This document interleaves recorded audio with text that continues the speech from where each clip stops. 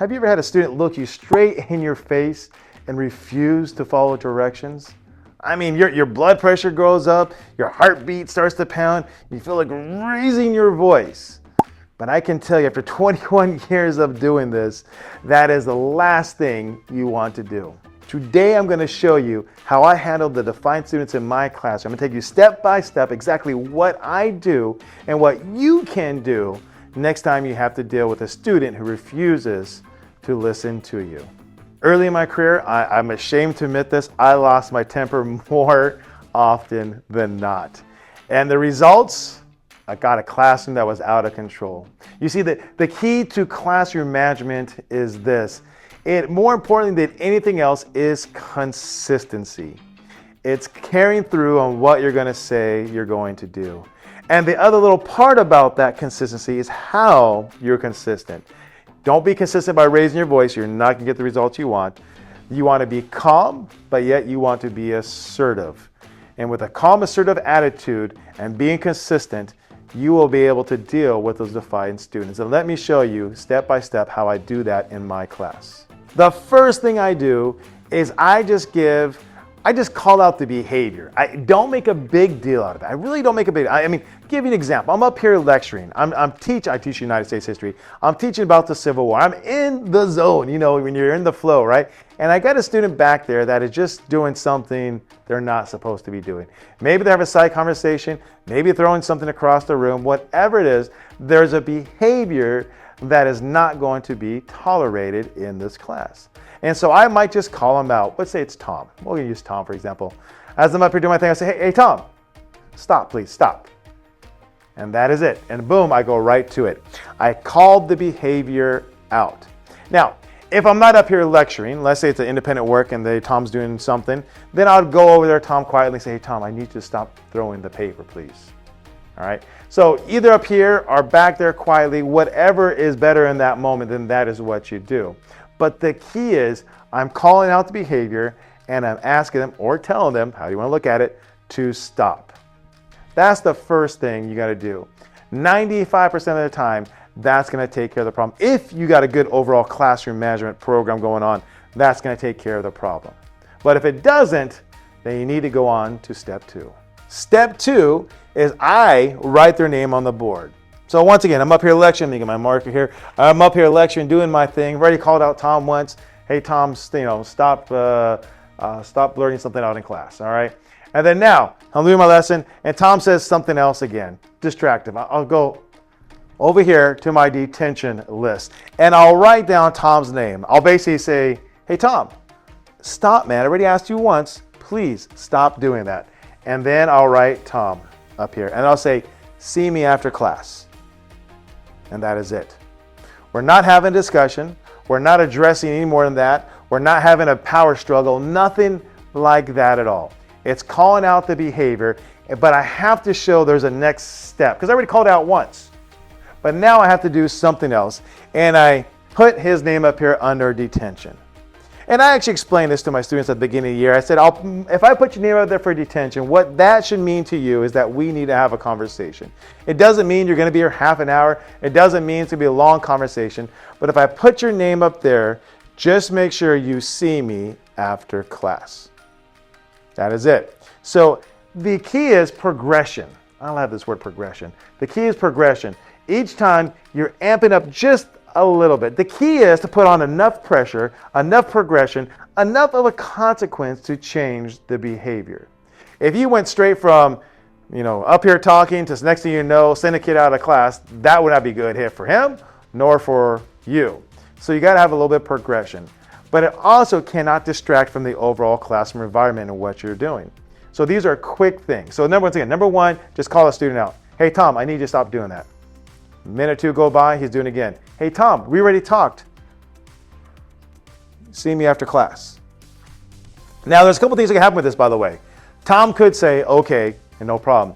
Or Tom could be like, oh, this is ridiculous. This is stupid. I can't believe this. He could be muttering at his, underneath his breath. Or he could be saying out loud, what did I do? I didn't do nothing wrong. You've seen all those things, right?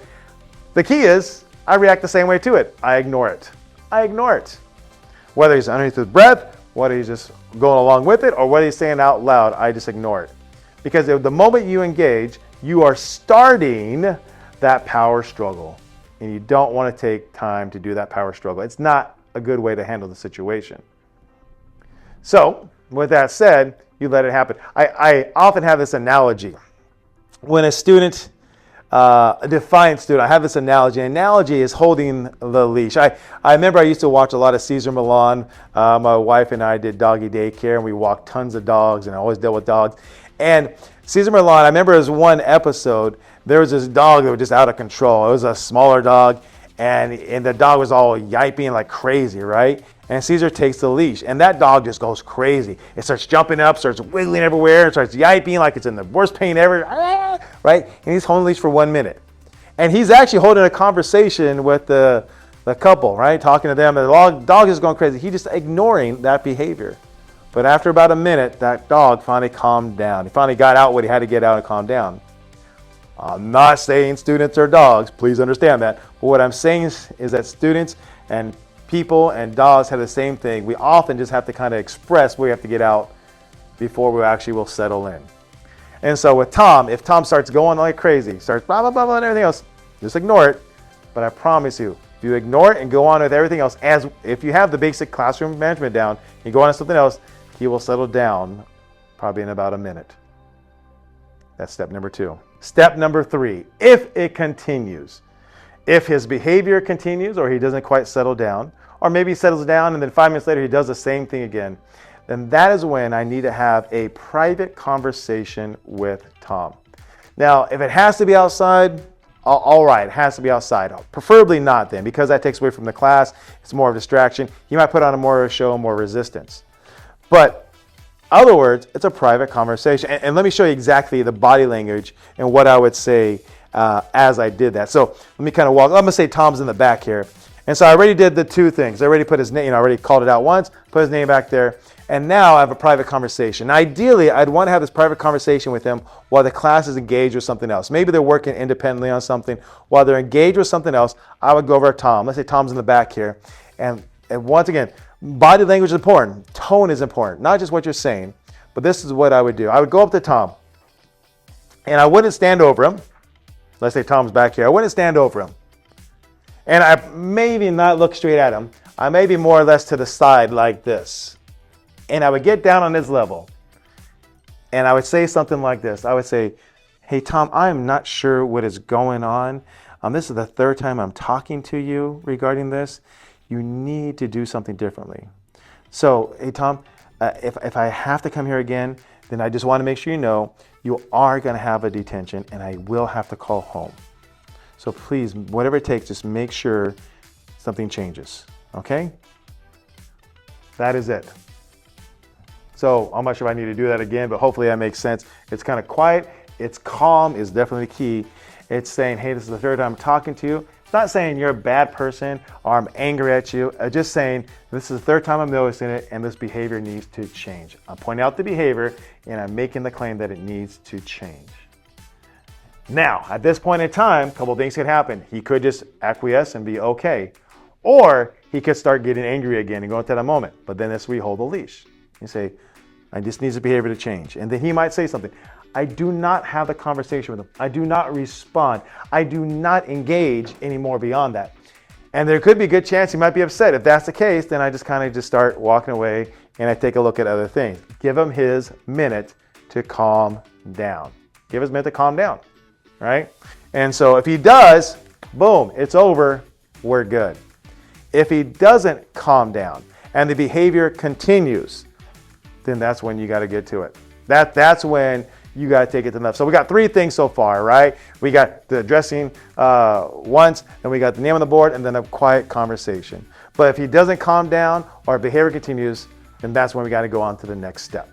And that is step number 4. That is when we basically give him the ultimatum. So once again, let's go back there. Quiet. It has to be quiet. It can't be in front of the entire class, right? It has to be quietly up to him. And once again, the same thing. Let me go back there again and say it again. And so I come back here to Tom, and I'll say something like this. I'll say,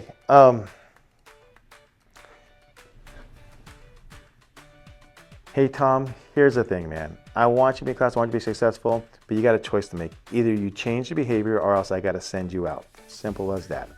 So I'm going to walk away, make your decision. If you can't change, then let me know and I'll just send you to class right now. Either you change the behavior or I got to send you out of class. Now, a lot of times what I find out this defiance thing happens is a lot of times where it happens with cell phones, like in our school policies that a student has to give over their cell phone if they have it on a class, and a lot of times students refuse to give their cell phone. So that'd be one thing. Or it might be moving seats. Students might refuse to move seats. Those are some of more of the open defiant things I see. But either way, you still follow the progression, still kind of follow that sequence, and it still kind of ends that way. And the way you end it is you give students the choice, either behavior or consequence. Either hand me the phone or I gotta send you to the office. Either move your seat or I gotta send you to the office. Or stop talking or I gotta send you to the office. Either way, I give them the choice to make. And once again, I walk away again. I don't engage at that point. Now, a lot of times, what I found out is usually at this point, if a student realizes that they're not gonna win, the only alternative they have, or the only thing they'll do to try to prove that they're, I don't know, not giving in, is they'll just get up and walk out. If that happens, no worries, problem solved. I send an email to the office, let them know, and then of course, I call home. You always gotta call home on anything like this, you call home anyways, but then I call home and let them know what's on. But the thing is that you gotta give them that last choice, and when you walk away and you let them make the decision. And that is how you would take care of it. And the fifth and final one is, if they don't change their behavior, then you do have to send them to the office. And I know for us, and this is where you need to find out from your school what your policies are and how you guys handle this. I know for us, we have a referral form and we send them to the office. But whatever that is for you, just so you know, if you ever get to the point and you followed all these, here's a nice thing about it. If you ever get to the point and you have followed these steps exactly, you did everything you physically could to give that student a chance, right? You did everything you possibly could to resolve the issue. And if it ever gets to that point, if you remain calm the entire time, the result, the consequence is not because of anything you did, it's because of decisions the student made. So remember, when dealing with a defiant student, it's not about raising your voice, it's about having expectations, holding students to those expectations, being consistent, have a progressive discipline, and ultimately let the students make the decision of where it goes. So remember, when dealing with a defiant student, it's not about raising your voice. It's about having clear expectations and having consistency to carry through on what you're saying and to have progressive discipline, so hopefully you can stop it before it escalates. But if it ever does get to that point where it escalates, you know you did everything you could.